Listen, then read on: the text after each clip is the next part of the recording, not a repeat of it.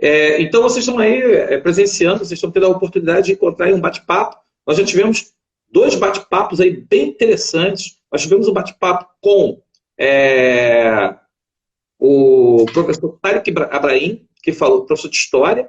Nós tivemos um bate-papo com o professor Daniel Noleto, e agora eu tenho o prazer de receber Marcos.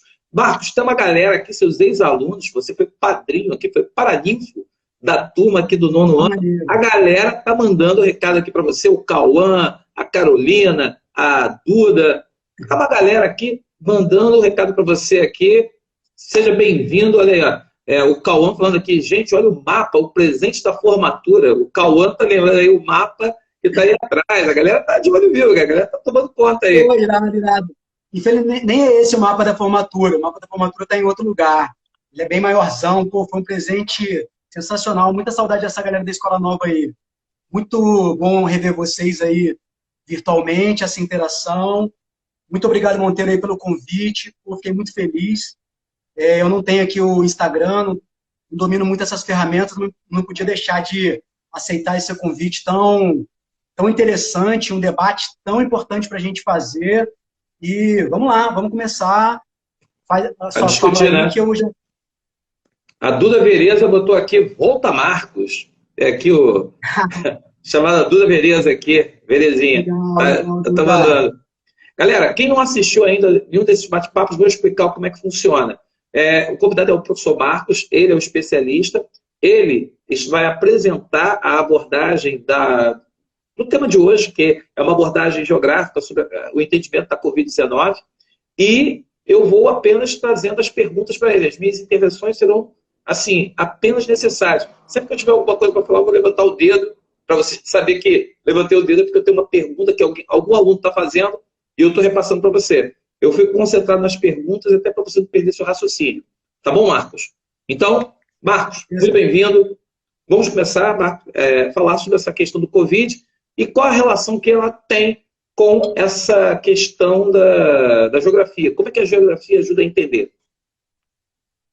Ah, ótimo, Monteiro. Então, mais uma vez, muito obrigado pelo convite, pela oportunidade da gente dialogar, de aprender junto. E a ideia é exatamente a gente interagir mais. Tá? Eu trouxe algumas ideias para a gente abordar esse tema da Covid-19 e, evidentemente, eu não vim trazer uma visão epidemiológica da coisa, da medicina, da saúde pública. Eu, como um geógrafo de formação e um cara encantado com a geografia, eu vou tentar revelar uma compreensão geográfica. Né? O título mesmo que eu sugeri foi de uma compreensão geográfica. Repara que não foi a compreensão geográfica, existem várias compreensões geográficas para essa pandemia e eu resolvi abordar a partir de alguns instrumentos que a geografia nos oferece. Primeiro, eu queria te parabenizar por essa iniciativa. Eu acho que o que você está fazendo é muito admirável, tá? Do ponto de vista escolar, do ponto de vista científico, do ponto de vista do pensamento.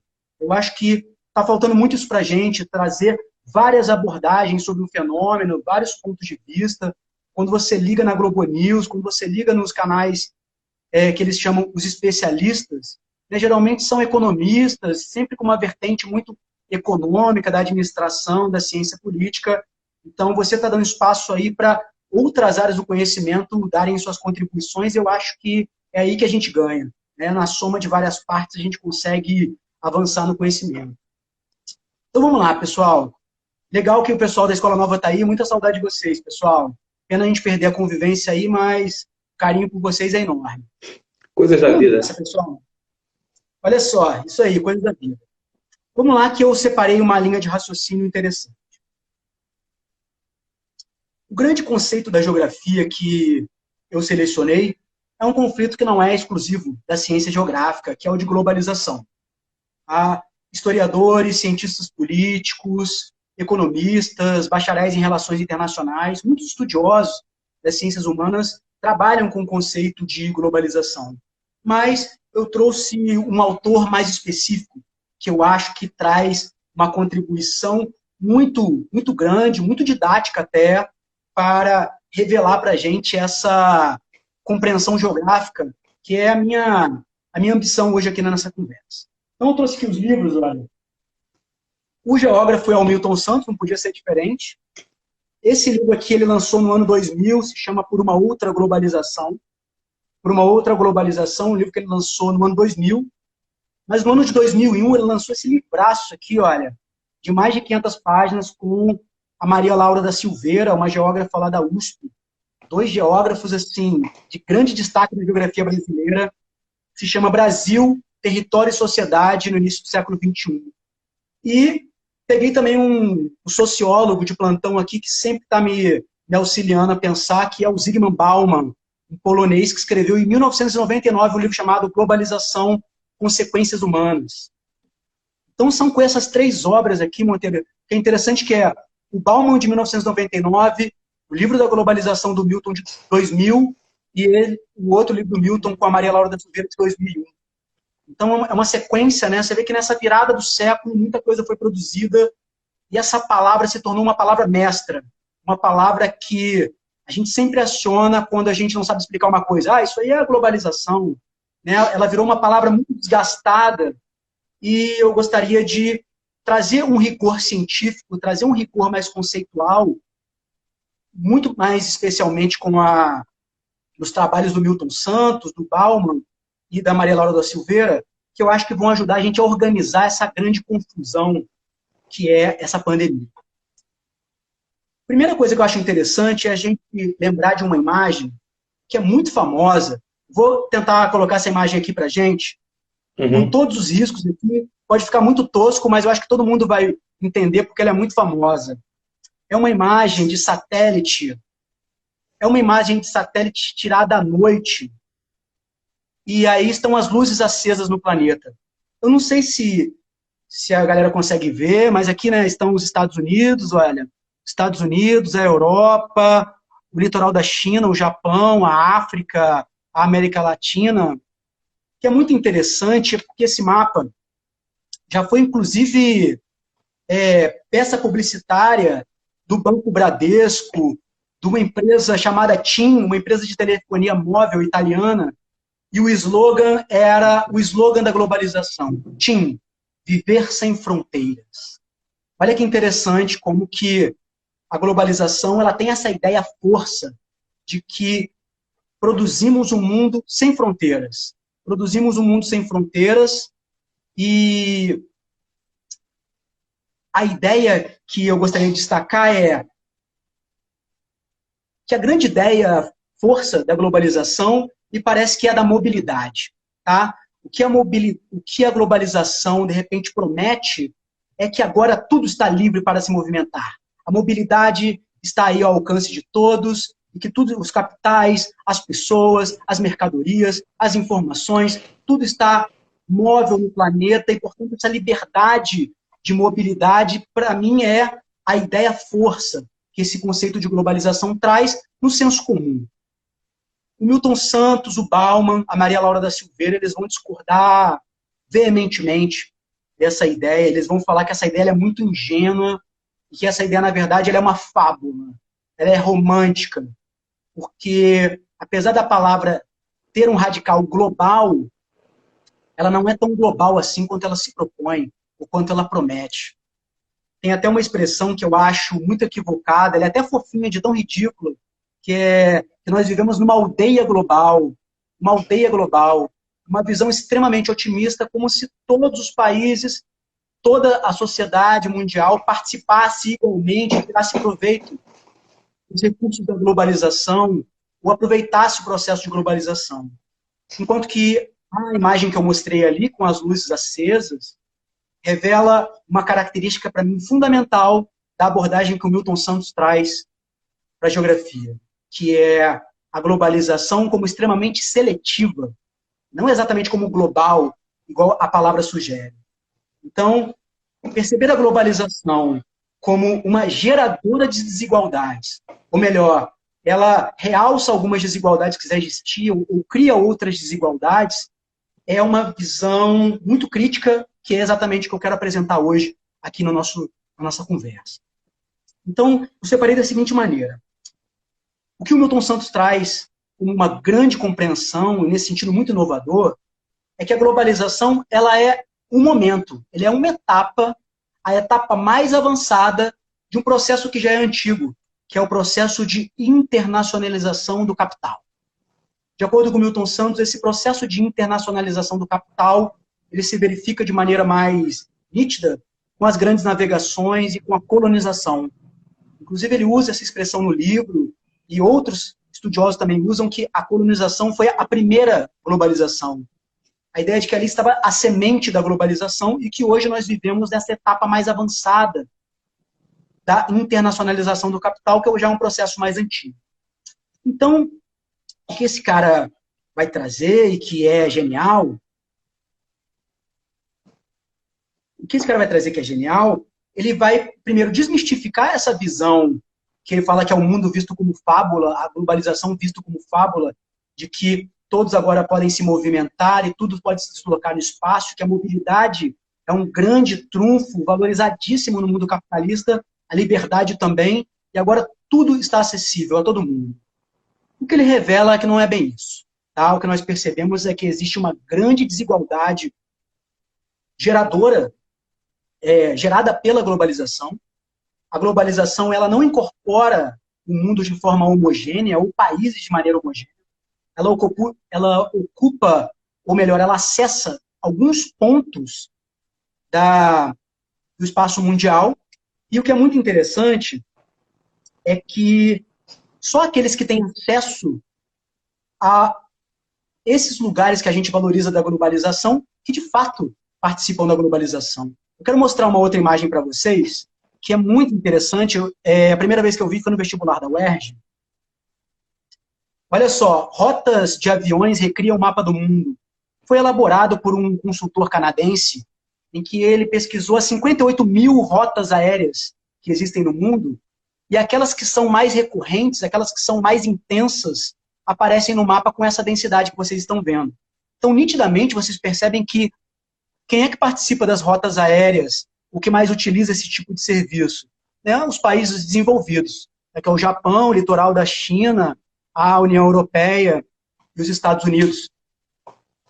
Repara que a participação do continente africano, da região sul-americana, ela é bem pontual. Basicamente, quem se beneficia, então, desse processo?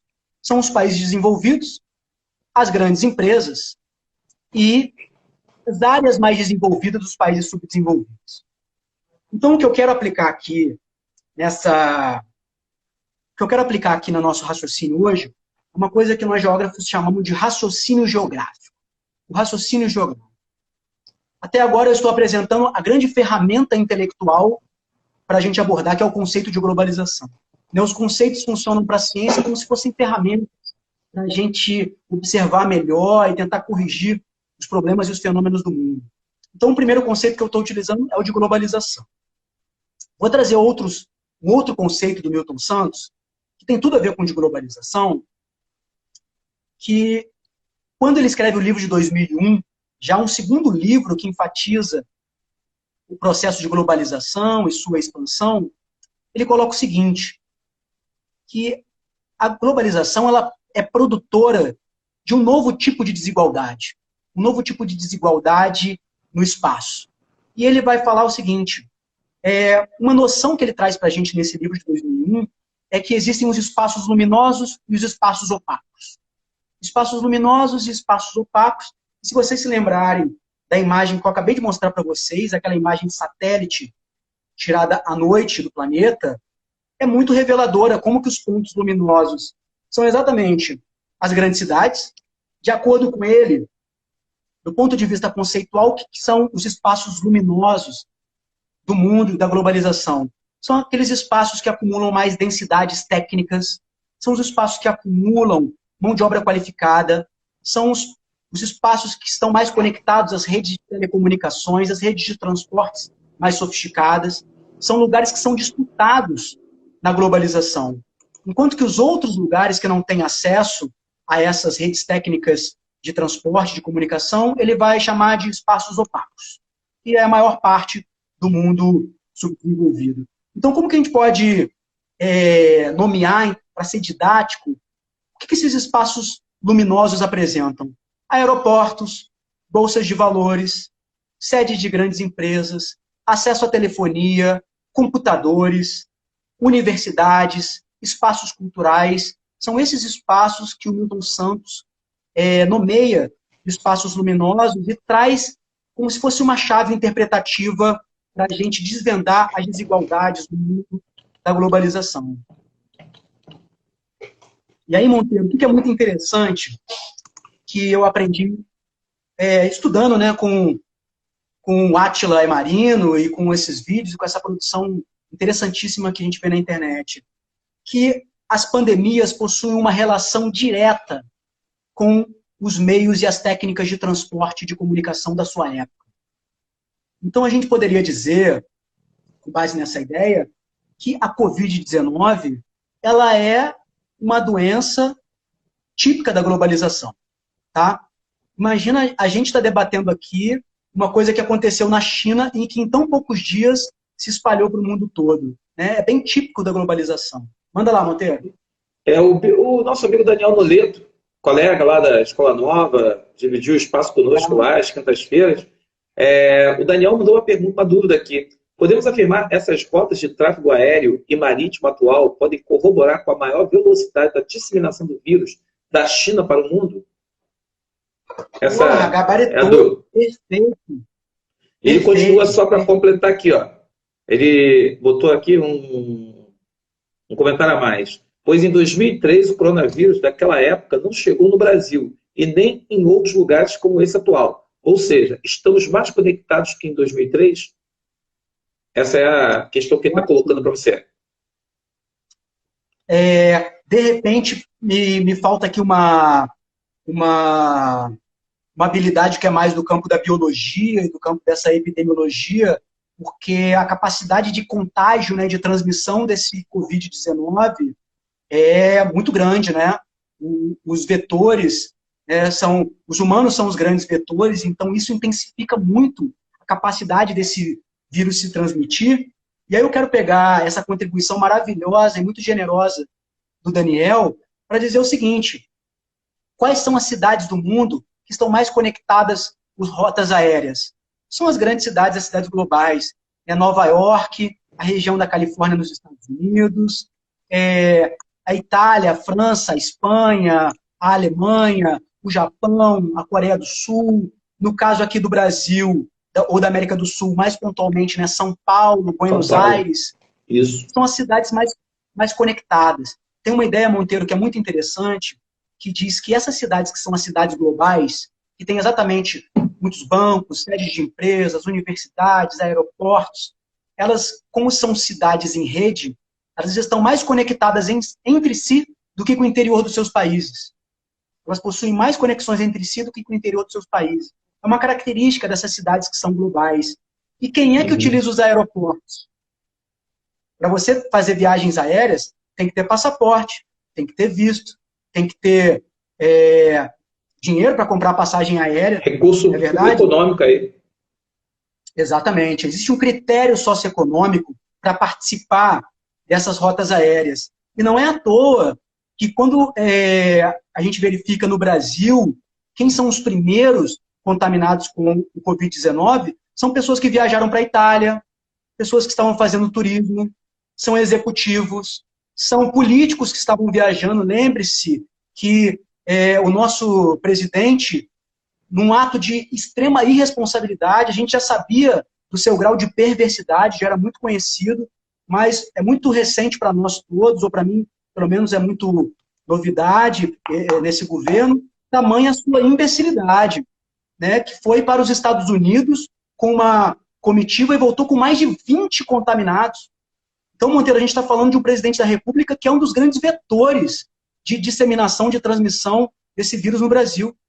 Então, repara como que são essas pessoas que frequentam os aeroportos, que inicialmente foram os grandes vetores dessa Covid-19 no Brasil e no mundo. Tá?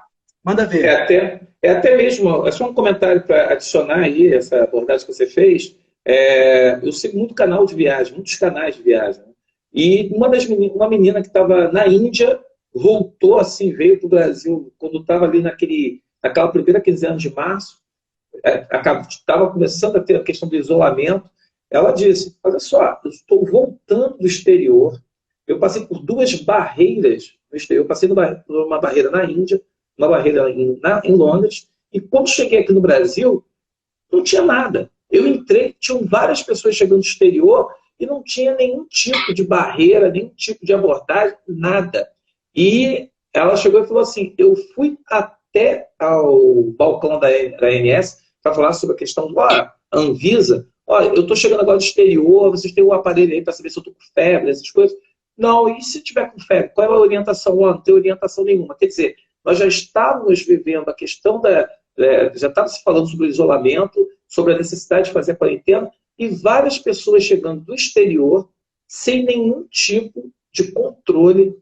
Todos os aeroportos do mundo, já havia aeroportos que estavam fechados, outros estavam aí, no caso, passando por um processo de já fazer uma seleção. Aqui no Brasil, as pessoas estavam entrando sem nenhum tipo de controle. E os próprios órgãos que eram responsáveis de fazer algum tipo de controle, eles não tinham recebido nenhum tipo de orientação sobre o caso. Então, assim, a gente está aqui falando de isolamento, de evitar muvuca, essas coisas todas, só que faltam essas políticas que são coisas básicas, né, que os outros países estão fazendo e nós não fizemos aqui. O Bruno Tales está botando aqui uma coisa para você, aqui uma pergunta. Após essa crise, que provavelmente terá uma grande necessidade de intervenção estatal de maneira global para que a população sobreviva, haverá um grande questionamento dos princípios neoliberais?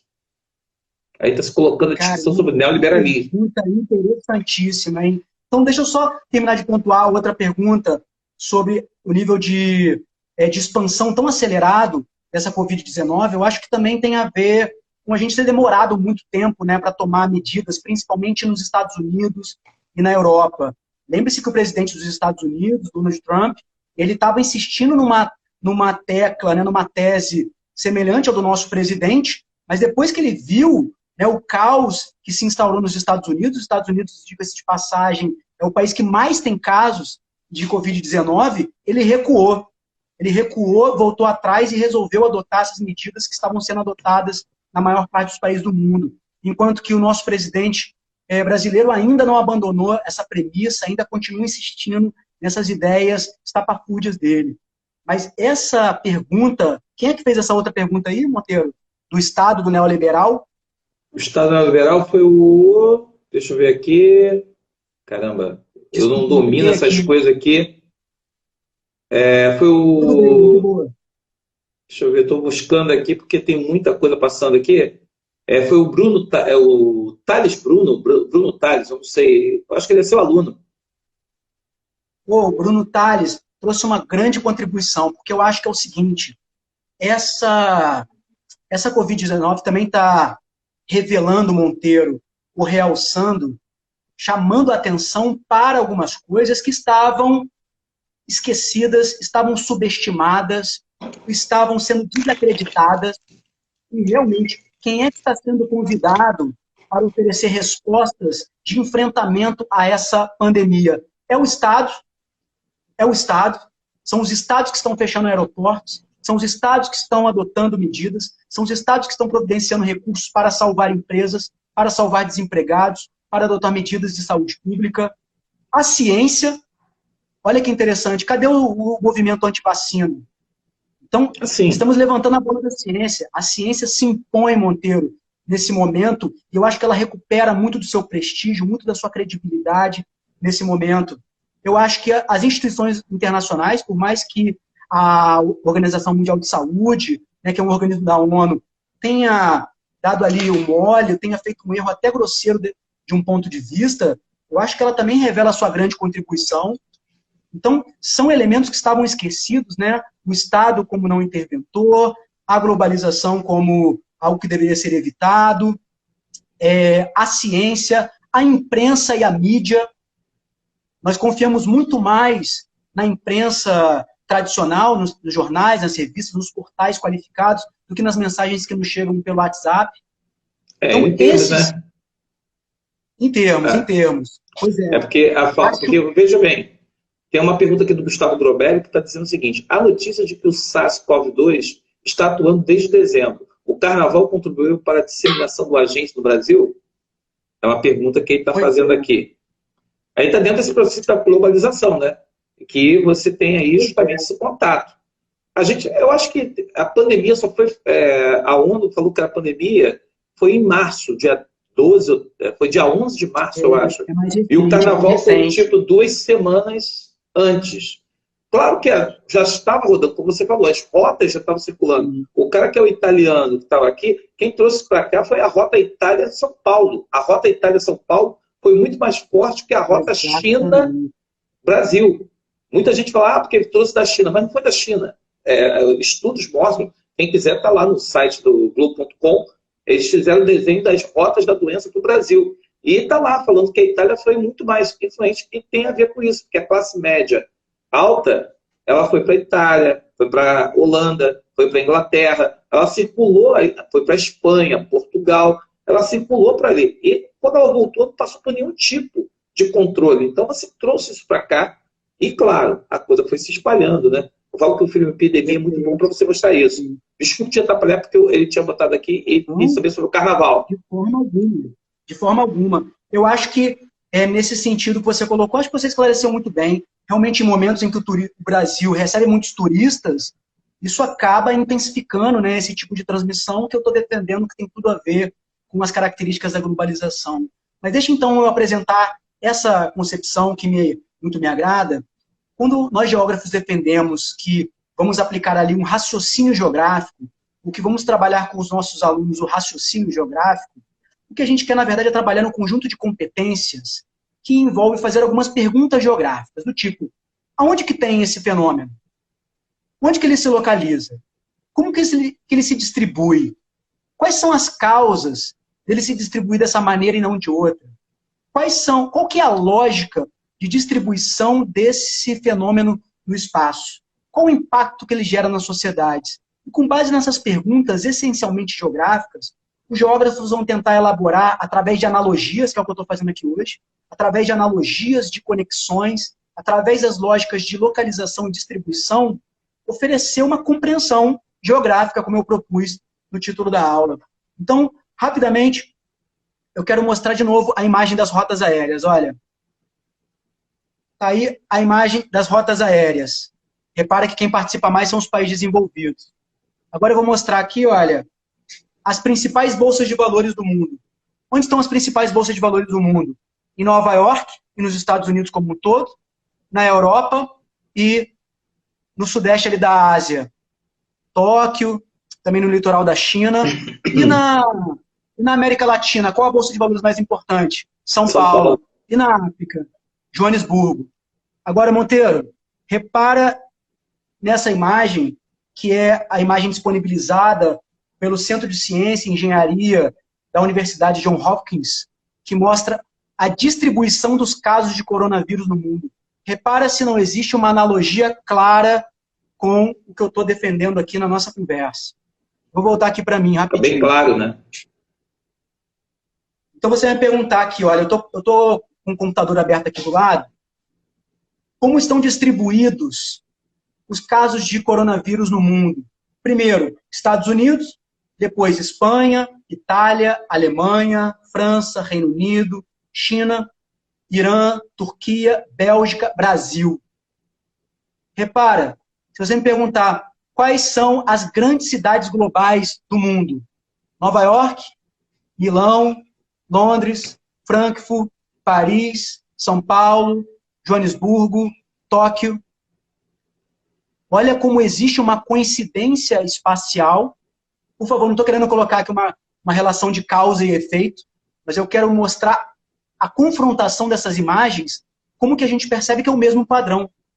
Quando eu falo para você que dos primeiros países, todos são países desenvolvidos, é porque nesses países tem muito mais aeroportos, nesses países existe muito mais acesso às redes de comunicações e transportes típicas da globalização, e isso acaba sendo um problema, porque a velocidade da transmissão acaba sendo muito mais acelerada. Quando eu falo para você que os casos ainda não chegaram na Nigéria, no Malawi, e no Sudão do Sul, e no Paquistão, significa que esses países, como não estão muito vinculados ou têm pouco acesso a esses elementos da globalização, essas redes técnicas da globalização, eles acabam não aparecendo tanto nessas estatísticas que são horrorosas. No caso do Brasil, o Brasil aparece ali, olha, logo embaixo da Bélgica. Mas quando você vê também o território brasileiro, qual é a cidade mais afetada? São Paulo. E o estado mais afetado? São Paulo. Tudo bem que é a cidade com mais habitantes, é o estado com mais habitantes, mas não é uma lógica quantitativa. Também é o estado mais globalizado, também é a nossa cidade mais globalizada, que tem a bolsa de valores mais importante da América Latina, que tem um dos aeroportos mais movimentados da América Latina.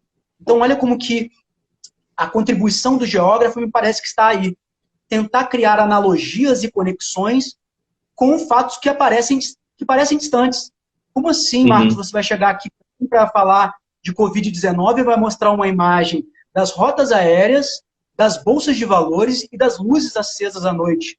O que eu estou querendo é, evidentemente, tentar ser didático, né?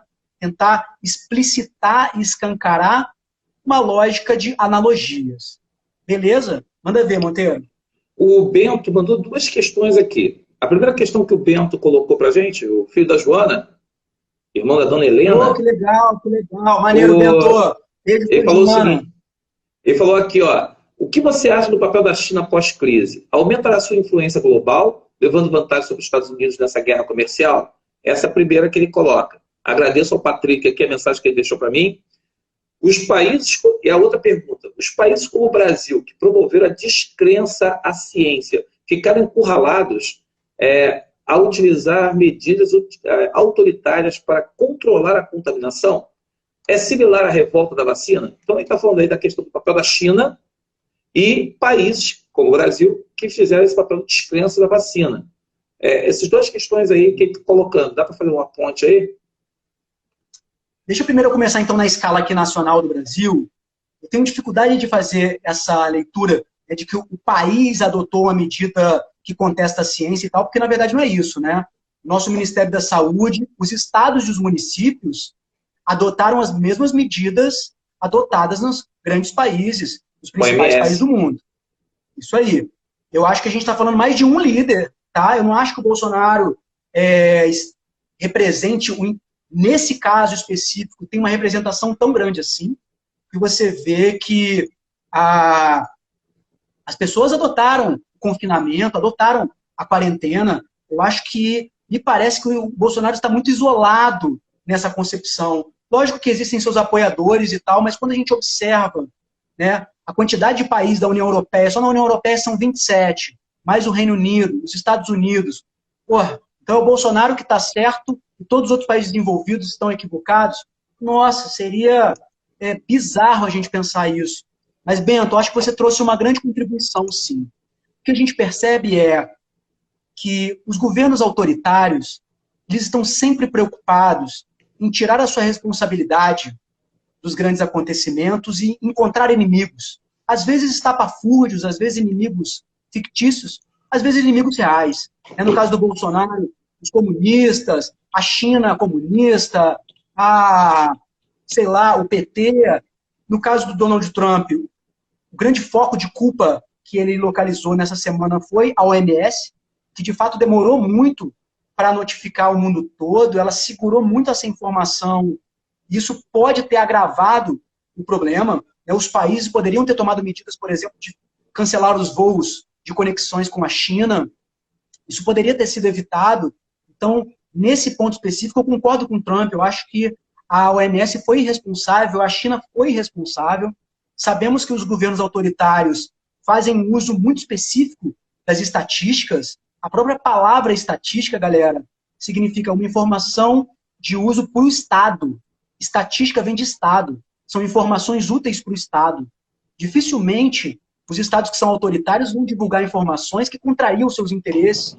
E a China é só um exemplo. O que revela, Monteiro, na minha opinião, eu acho que você concorda comigo, que qualquer ditadura é horrorosa. Qualquer ditadura, ela é esdrúxula, ela tem que ser evitada. A ditadura mostra-se ineficiente em qualquer dimensão, em qualquer ideologia. Agora, no caso da China, indo mais diretamente à primeira pergunta do Bento, parece que sim, né, Bento? Eu acho que a China tem demonstrado uma capacidade. Os países ali do Sudeste Asiático, eu destacaria a China, o Japão e a Coreia do Sul. Eu acho que eles estão mais acostumados a lidar com tragédias como terremotos, esses episódios que criam esse tipo de crise, como são mais comuns na história desses países, eu acho que eles já criaram essa habilidade da resiliência, da reação a esse tipo de evento, e, portanto, eles se recuperam com um pouco mais de eficiência. Nós, brasileiros, não estamos acostumados com esse tipo de evento, nós temos muita dificuldade. Para a gente é uma grande novidade isso. Aqui as coisas são muito precárias ainda. Agora, Monteiro, se você me permite fazer um comentário que conecta essas duas questões do Bento, quando eu vejo que as ruas estão cheias, que as pessoas estão saindo para a rua para ir para o bar, estão caminhando na rua como se nada tivesse acontecido aqui no Brasil, na cidade do Rio de Janeiro, em várias outras cidades, fazendo fila nas lojas americanas para comprar ovo de Páscoa no final de semana. Eu acho que a interpretação que eu faço, junto com coisas que eu estudei recentemente, é a escola errou feio. Eu acho que a escola não conseguiu ensinar o que é um vírus, o que é uma virose, o que é uma pandemia. Eu acho que a escola se preocupou em ensinar coisas que são muito inúteis. A gente tem que repensar o que é importante ensinar na escola. Quando eu vejo as pessoas na rua dessa maneira e o próprio presidente da República, com o que ele fala, eu acho que a escola errou feio. Perdemos tempo ensinando coisas esdrúxulas, que não têm a menor utilidade, e as coisas que, de repente, são fundamentais para a nossa sobrevivência acabaram ficando de lado. E a gente está pagando um preço caríssimo por isso. Com certeza. A Júlia Cavalcante, ela diz: oi, Marcos, sou do Terceirão Franco. Saiu em algum jornal sobre a necessidade de ficar em quarentena até 2022 e queria saber se é mesmo necessário. Ela mandou um beijo para você. Legal, legal que a Grande Franco está aí também. Bacana, bacana. Olha, pelo que eu vi, a ideia é que a gente vai oscilar, digamos assim, alterar momentos de quarentena com momentos de reclusão, com momentos de grande circulação, seria isso. A ideia não é que a gente vai ficar direto, trancado. Pelo menos é a ideia que o Átila Aimarino trouxe, pelo menos foi a grande fonte que eu vi. De repente li no jornal Nexo, se eu não me engano. Mas a ideia é que a gente deveria oscilar, em alguns momentos, adotar esse confinamento da quarentena durante esses anos até 2022. Faz sentido isso sim. Mas eu acho que a minha contribuição é nula, né, para esse debate. Realmente aí eu deixo com os biólogos, com os epidemiologistas, com quem entende, a né? galera da medicina que entende mais. Mas eu vi essa informação sim. Não era da gente ficar direto confinado. A gente oscilar, a gente alternar momentos, né, de saída, né, e de recolhimento. O que eu li, até de duas fontes diferentes, é que nós teremos que mudar a nossa forma de lidar com o outro. Ou seja, essa coisa do abraço, do beijo, essa coisa de ficar toda hora agarrando o outro, essa coisa que o brasileiro tem, né? Essa coisa de estar sempre abraçando, ficar naquela coisa da agitação. Tem um debate que se falou que nós vamos ter que mudar essa lógica e essa relação de afeto, que é uma coisa tão próxima, uma coisa tão comum, que é muito comum aqui do brasileiro. Mas, como eu acho que os especialistas, nem os especialistas têm todas as informações, eles ainda estão coletando informações para passar para a gente. Eu quero falar do Caio Galvão, que ele mandou o seguinte: queridos, válida uma análise de que a Covid-19 propaga afetando grandes centros, grandes metrópoles, mas ela dissemina para uma população de menor renda, que provavelmente será a mais afetada. Esse aqui é o comentário dele. Já o Amorim colocou o seguinte: nosso Amorim, que é o Cirão, né? O grande Ciro. Não sei se você se lembra do Cirão, lá que está agora no segundo ano, né? Cirão fala o seguinte: opa, Marcos, boa noite. Não seria bastante lógico ver a relação da disciplina do povo chinês em relação ao governo, até mesmo por ser uma ditadura? E aí, deixa eu ver aqui, porque aí eu boto logo vários pacotes aqui. Eu perdi o início da frase do Cirão. Cirão, não seria bastante lógico ver a relação da disciplina do povo chinês em relação ao governo, até mesmo por ser uma ditadura? Então, tem aí a questão da galera está justamente aí, falando sobre os centros populares, a periferia, a favela, onde tem a maior concentração, e a outra do Marcos, aqui do Amorim, colocando essa questão da disciplina do povo chinês. Beleza, beleza. Eu acho que eu me sinto muito mais à vontade e competente para contribuir com a primeira questão, porque tem uma dimensão clara socioeconômica nessa Covid-19. Tá? E o que eu estou chamando de dimensão socioeconômica clara aí? Existe uma ruptura, ou melhor, um conflito, podemos dizer assim, uma distinção de classe muito clara. Os ricos estão em casa, com seus equipamentos eletrônicos, sendo bem alimentados, e podendo se dar ao luxo, né, de ficar em casa, enquanto que os pobres estão sendo obrigados a trabalhar, pegar um ônibus cheio, em pé, contrariando todas as normas da saúde pública e sanitárias. Não sei se você vai se lembrar, Monteiro, mas um dos primeiros casos que nós tivemos notícia aqui no Rio de Janeiro foi de uma empregada que morreu, porque a patroa dela foi contaminada, não dispensou a empregada e ela acabou se contaminando. Existe algo mais colonial do que essa história, Monteiro? Repare, enquanto que a patroa branca estava lá se cuidando, se resguardando, ela não teve a sensibilidade de dispensar a empregada doméstica, e a empregada doméstica, em contato com a sua patroa, morreu do coronavírus. Então, para mim, essa história é um exemplo didático, ilustrativo da desigualdade social que existe nesse tipo de contaminação.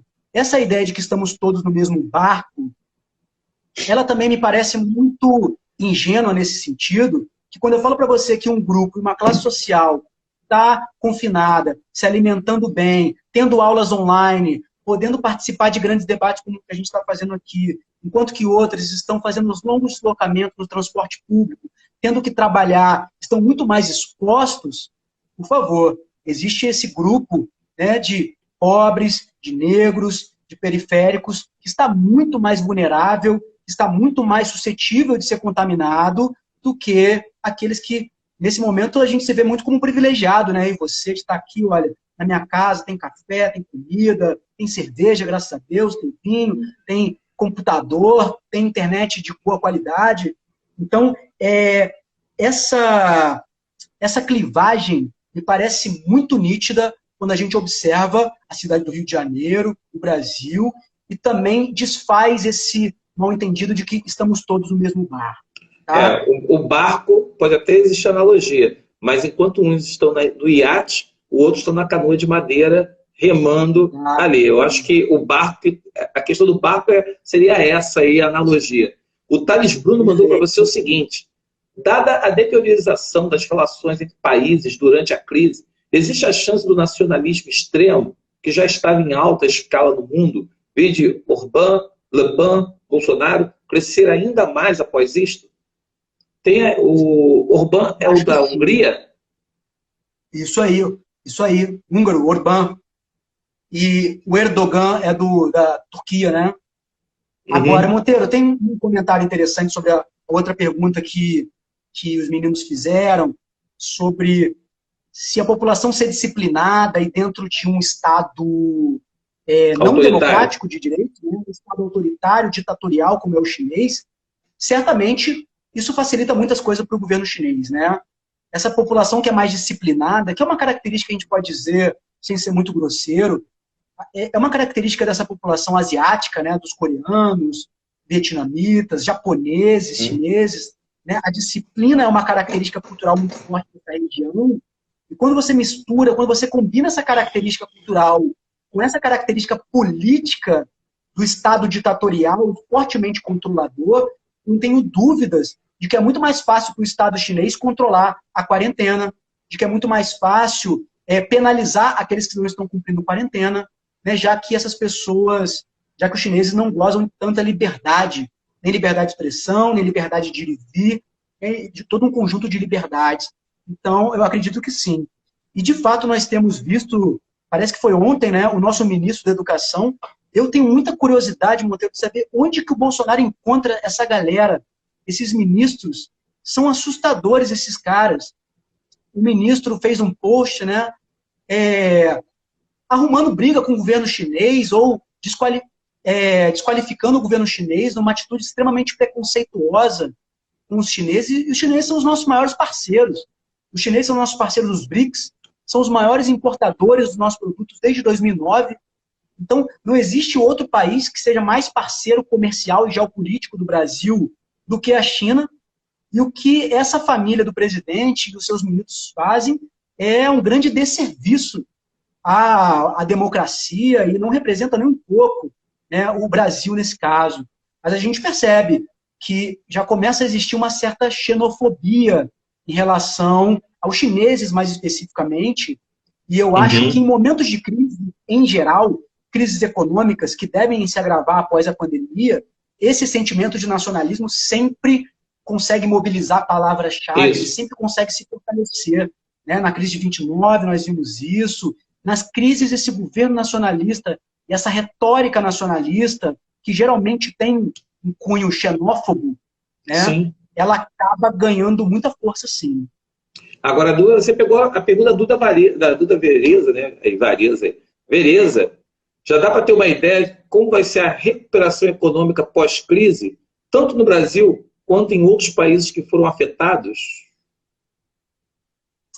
Olha, essa pergunta é dificílima. Dificílima, Vereza. Ótima pergunta. Eu acho muito legal quando a gente tenta, né, imaginar cenários futuros. Geralmente, quem é convidado para prever esse tipo de cenário, né, são os economistas, são os bacharéis em relações internacionais, cientistas políticos, mas eu vou deixar essa competência mais para a galera da cartomante, essa galera que consegue ler o futuro com mais habilidade. Mas, beleza, eu percebo que nós temos várias crises sobrepostas. Né? Essa crise do coronavírus, a gente pode, de uma certa forma, dizer que é uma crise civilizacional. São várias crises que estão ali entrelaçadas e que, de fato, pode haver uma paralisação da economia, né, o desemprego. Eu colocaria ainda um outro fator, se você me permite, Monteiro, que é o fator da saúde mental, tá, que não é menos importante. Eu acho que o sofrimento psíquico que essa pandemia vai gerar, que esse confinamento vai gerar, ele vai se revelar quando acabar o confinamento. Eu acho que vai ser muito sério, tá? Essa saúde mental, vamos ter problemas graves em relação a isso. Então, olha, temos problemas políticos, problemas na saúde pública, problemas na saúde mental, problemas econômicos. Realmente a gente vai ter que aplicar nossa resiliência para sair dessa e, nesse sentido, estamos aí. Né? Estamos aí. É nós que estamos na linha de frente disso. Eu acho que cabe a nós esse esforço, dessa resiliência, dessa capacidade de contornar situações adversas. Isso vai ser muito exigido de todos nós. A Lu Moral aqui está mandando para você, Marcos, o seguinte. Oi, Marcos. Hoje saiu no G1 uma declaração do ministro da Ciência a respeito de uma medicação que supostamente tem a capacidade de diminuir em 94% a carga viral dos ensaios celulares. Aí depois ela completou. Você acha que nos próximos dias, se essa medicação se mostrar eficaz, o governo pode amenizar as medidas de isolamento para a economia não entrar em colapso? Olha, interessante essa pergunta. O pessoal está mandando perguntas maravilhosas, hein, Monteiro? Pô, parabéns para essa galera. Que bom que a gente está convivendo assim com jovens tão interessados, tão interessantes, tão pensantes como essa galera aí. Pô, estão de parabéns. Eu acho que para você chegar numa vacina, a gente sabe que demora muito, né, Monteiro? Ela tem que ser testada muitas vezes, né, muitos meses, anos. Eu não sou tão otimista assim de que esse medicamento vai chegar muito rápido. E uma coisa interessante que tem a ver ainda com a leitura da geografia que eu estou tentando fazer, estou tentando realçar uma característica da globalização. Quando o Brasil comprou máscaras da China, essa carga foi desviada para os Estados Unidos. Né? Olha como é que é um fenômeno quase de pirata. Né? Teve um desvio. Então, será que também, quando tiver acesso a uma fabricação em massa, uma fabricação em grande escala para essa medicação, será que nós, os países subdesenvolvidos, teremos acesso fácil a isso? Né? Sabemos que existe uma hierarquia. Depois, né? uma hierarquia muito bem sugerida na linguagem, né? Os países do primeiro mundo, do segundo mundo. Será que os países do segundo mundo vão ter acesso antes dos países do primeiro mundo a esses medicamentos que podem amenizar, que podem atenuar o impacto, né? E que permite essa possibilidade de enfrentamento?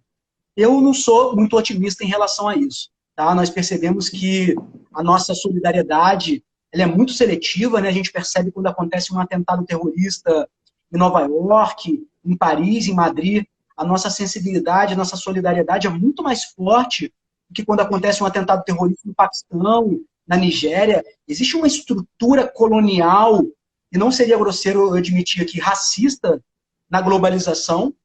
Então, me parece que se esses medicamentos vierem nessa velocidade que a matéria do G1 está supondo, nós não sei se nós teremos um acesso tão rápido assim, e vai que ela se torna uma mercadoria.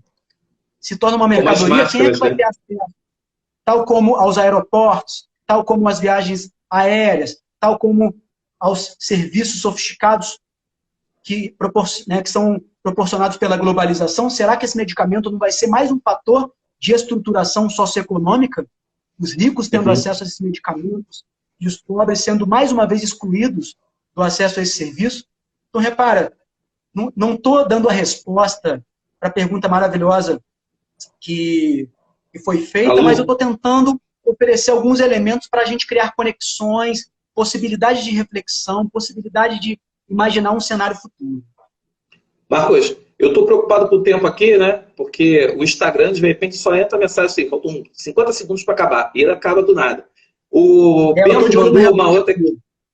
O Bento mandou aqui uma pergunta para você dizendo o seguinte: aumentar a dívida pública seria uma alternativa válida para a diminuição da crise econômica? É uma pergunta bem de economista aí. E outra aqui, e tem uma outra aqui, do Thales Bruno, que ele diz o seguinte: a incapacidade dos Estados Unidos em liderar o mundo neste processo e, por outro lado, a capacidade da China pode facilitar o processo chinês para se tornar a maior economia do mundo? Então, temos aí a questão do Bento e temos a questão do Thales Bruno. Uma questão econômica e uma mais geopolítica, né? Olha, Bento, parece que, realmente, em situações como essa, que a gente chama de situações de exceção, em situações de exceção, a gente tem que flexibilizar algumas normas e essa, por exemplo, do teto de gastos e, como você falou, a capacidade de endividamento dos estados tem que aumentar. O nosso cheque especial tem que aumentar bem mais, porque estamos diante de uma situação totalmente inusitada, muito não planejada, por mais que alguns tenham já advertido. Parece que tem um TED Talk, uma palestra do Bill Gates em 2015, já prevendo uma pandemia que iria trazer desdobramentos desastrosos. Mas, do ponto de vista do senso comum, isso não era esperado.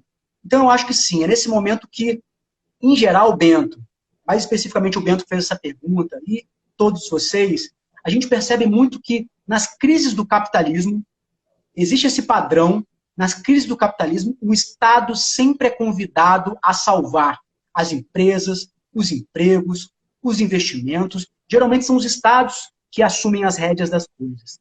Então, por isso que eu falei que é um momento nesse sentido mais específico, positivo, que eu acho que é o momento em que os Estados estão se ressituando, estão se ressignificando e, de fato, me parece uma crise do neoliberalismo. Qual seria a saída neoliberal para essa crise?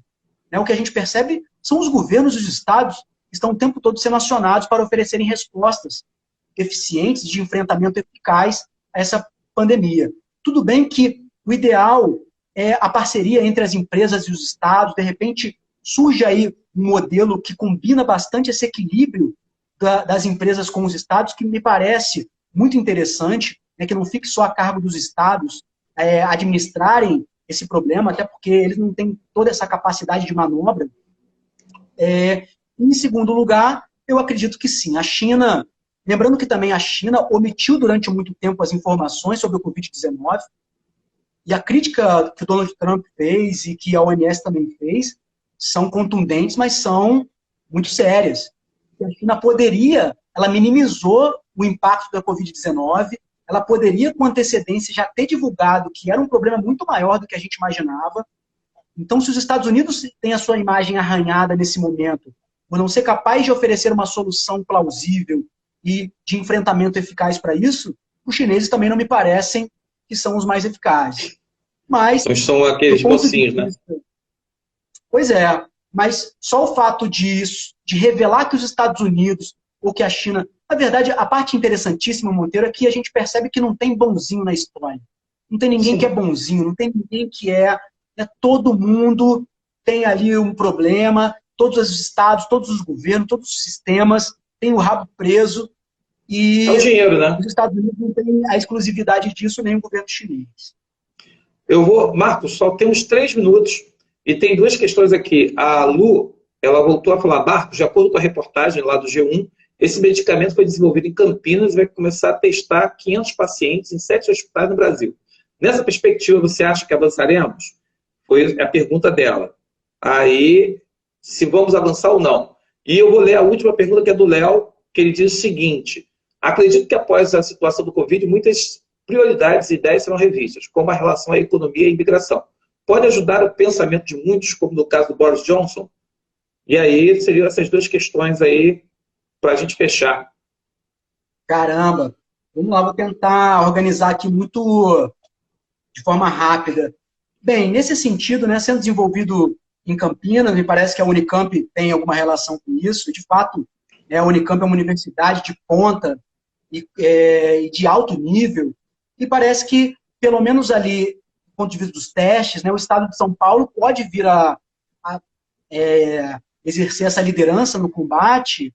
E aí sim, né, se o Estado de São Paulo e a região metropolitana de São Paulo são as mais impactadas, se a gente consegue combater o avanço a partir dali, me parece que sim, o efeito pode ser muito positivo, né, dentro dessa ideia, não sei se é uma metáfora muito grosseira, mas combater o mal pela raiz, né, evitar que ele se expanda a partir desse epicentro aqui no Brasil. Mas ainda com muitas limitações para responder, porque eu também não li essa reportagem. Vai lá, Monteiro, 1 minuto. Temos 1 minuto, queria que você fizesse suas considerações finais. O Léo aí, peço desculpas, mas é porque aqui o Instagram apaga, né? Eu não posso perder essa entrevista. Então, consideração final é uma mensagem rapidinha para a gente fechar aqui. Primeiro eu gostaria muito de agradecer, Monteiro. Eu acho que a gente proporcionar debates como esse, espero ter trazido contribuições para o debate do alto nível de exigência, que eu sei que você é um cara muito exigente, muito rigoroso intelectualmente. Espero ter atendido aí a altura das suas exigências com as ideias que eu trouxe.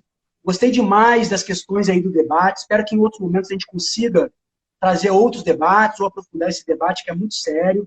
E eu, sinceramente, Monteiro, tenho algo de otimista, sim. Eu acho que pode surgir uma concepção de que precisamos mais de investir na ciência, de investir na tecnologia, de investir na educação. Né? Isso, de repente, pode ser um alerta para a sociedade brasileira e eu, sinceramente, sou otimista em relação aos desdobramentos disso. Vai lá, querido. É porque vai acabar agora. Marcos, obrigado quem participou, obrigado por tudo. Deixa meu recado comigo aqui no Instagram, que eu passo para o Marcos. Valeu a presença e não perca o Papo do Monte na sexta-feira. Um abraço, Marcos. Tchau.